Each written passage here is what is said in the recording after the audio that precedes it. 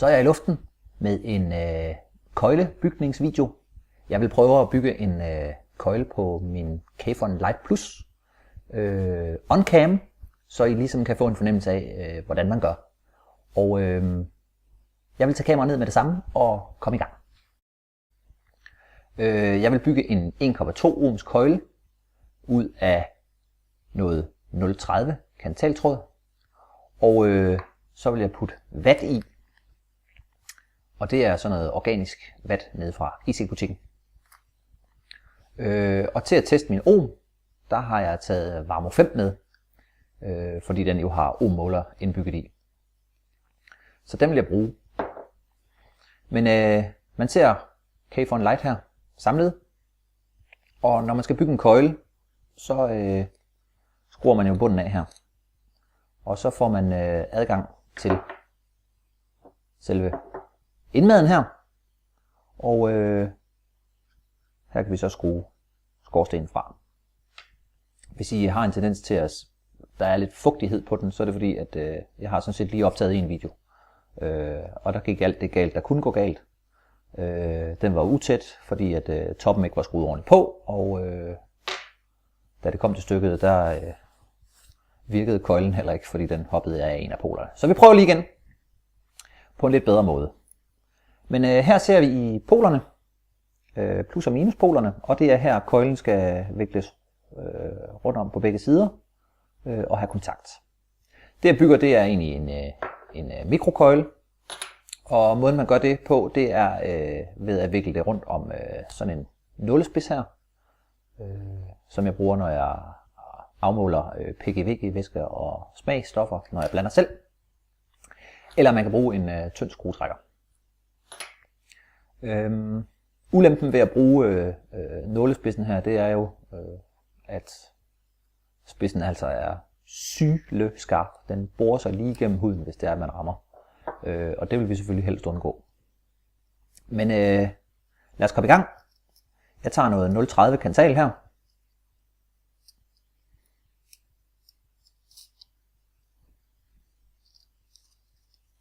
Hvis det ellers vil makke ret.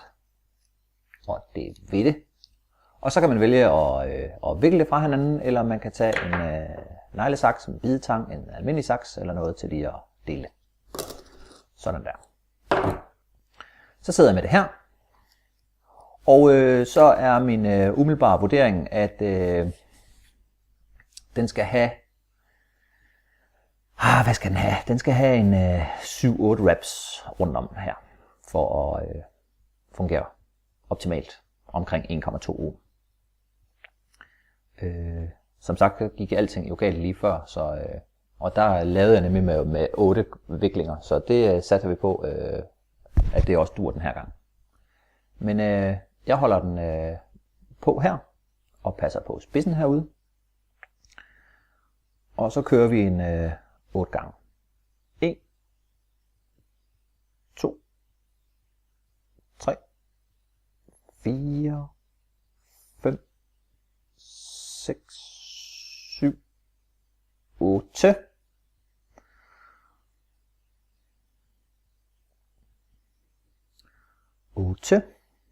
Og så vikler jeg lige den her retur igen.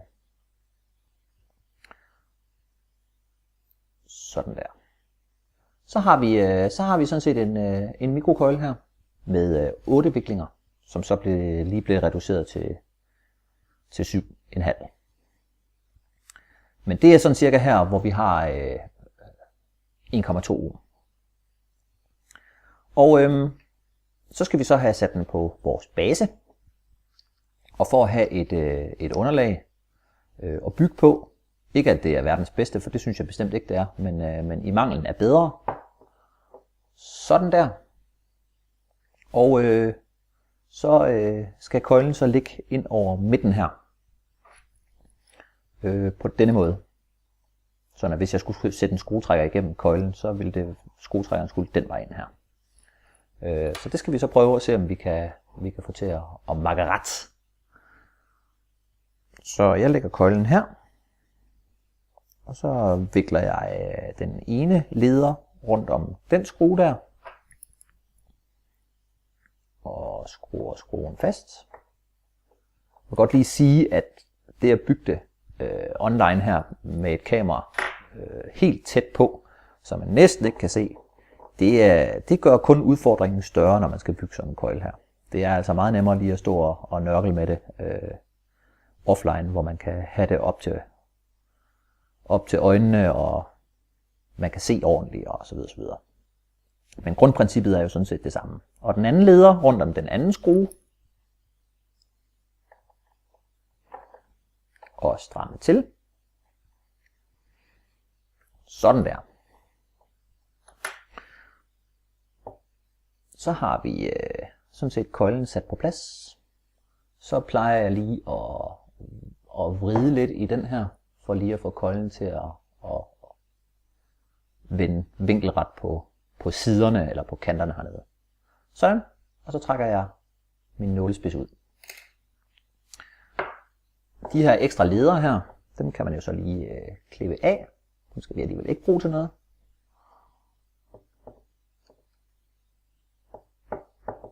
Sådan der. Væk med dem. Og så ser køjlen så nogenlunde sådan ud. Så nu har vi en 1,2 ohms mikrokøjle siddende på Kayfon Light Plus. Så skal vi have lidt vat i. Jeg har det her organiske vat, som jeg har købt en squat af nede i ESIC-butikken. Og hvor meget skal vi bruge? Ja, vitterligt ikke ret meget. Så jeg tager bare en lille squat her. Og det er sandsynligvis alt for meget. Men det gode ved vat, det er nemt at adskille og trække fra hinanden. Og det du trækker fra her, jamen, det kunne man jo så lige passende gemme til en anden lejlighed. Men man sidder med sådan en klat her, og så kan man så lige prøve at nørkle det lidt sammen og få det til at blive til sådan en wick, som det jo så populært hedder på engelsk. Og så kan man lige rulle det lidt her, prøve sådan nogenlunde at få en fornuftig stykke vat ud af det.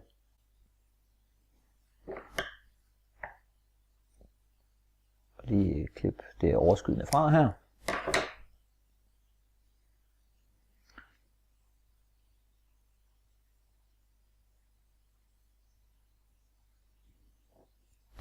Sådan der. Og så med lidt held, så skulle vi gerne kunne få nørklet vattet igennem her. Ja, det. Prøv nu at se. Det spiller max.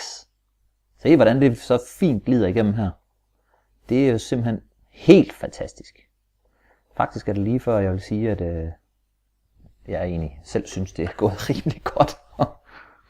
Nå. Så er det jo sådan, at det her vat, det skal jo så ned og ligge her langs med siden her.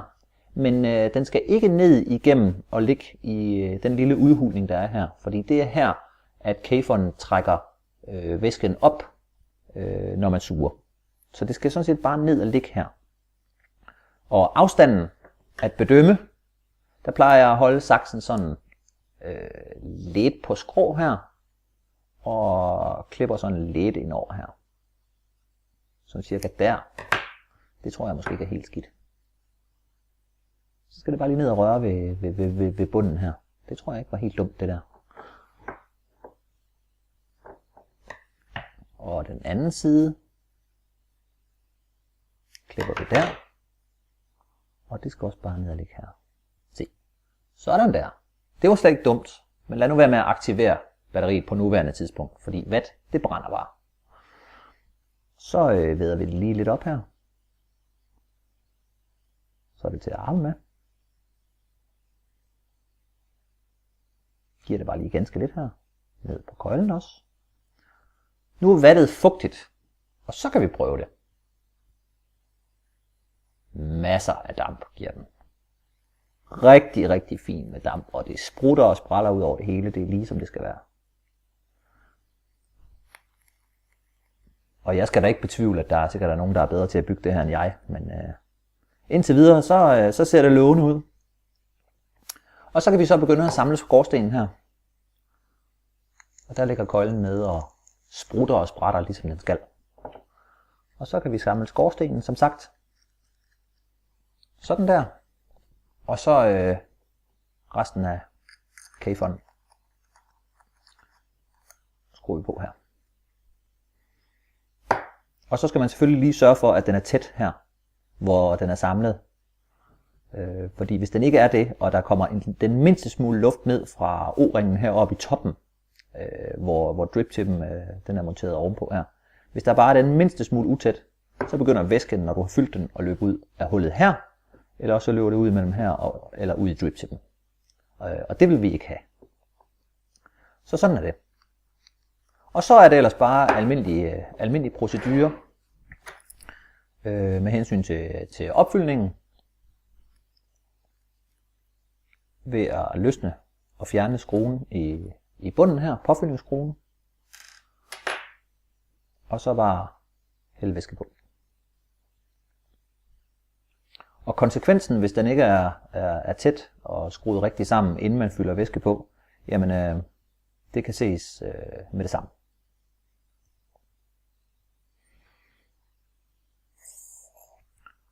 Vi tager den næste. Efterfylder med. Og så fylder vi sådan set bare på.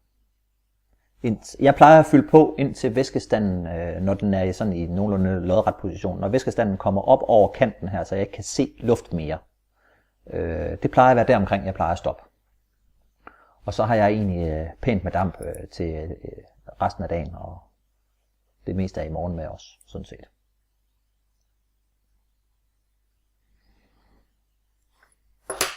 Sådan. Så er den sådan set samlet, og den har fået væske. Og så kommer der lige lidt bobler op hernede, det ved jeg ikke, om I kunne se. Og nu sender den lige det overskydende luft til værs. Og så kan vi skrue den på plads. På varmeovnen her. Og den bibeholder de 1,2 ohm, som jeg havde bygget. Og det er helt perfekt. Så er vi oppe i almindelig øjenhøjde. Og jeg har nu min Kayfon Lite Plus med min 1,2 ohms mikrocoil med organisk watt, monteret på min varme, og den er sat til at køre på 5 watt. Det kan I ikke se, men det er den.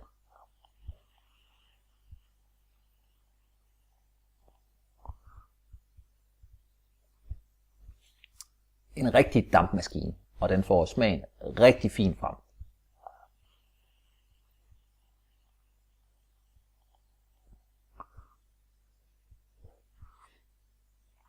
Helt fantastisk. Så kan jeg lige prøve afslutningsvis og smide den over på min DrawTube version 4 i en 18350 batterikonfiguration. Så ser det sådan ud, og det her, jeg synes, den gør det rigtig godt, og jeg synes, den rent designmæssigt og visuelt ser tæske godt ud på sådan en DrawTube 4. Så det synes jeg er et rigtig godt setup, det her. Og det er uden kick, den kører bare som den er.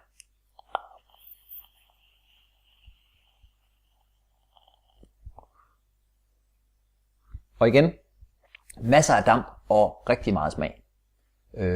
Så der er i hvert fald store plusser herfra til Kayfon Lite Plus.